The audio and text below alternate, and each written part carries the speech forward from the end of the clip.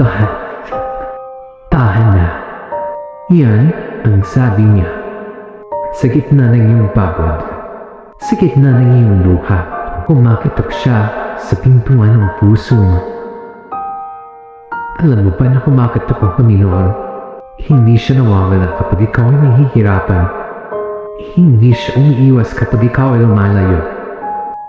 Buksan mo ang puso mo.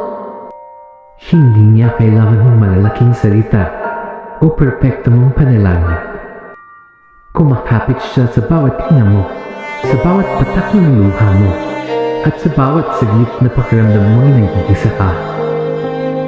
Sa gitna ng bagyo at panos ng buhay, may tahanan ka sa Kanya.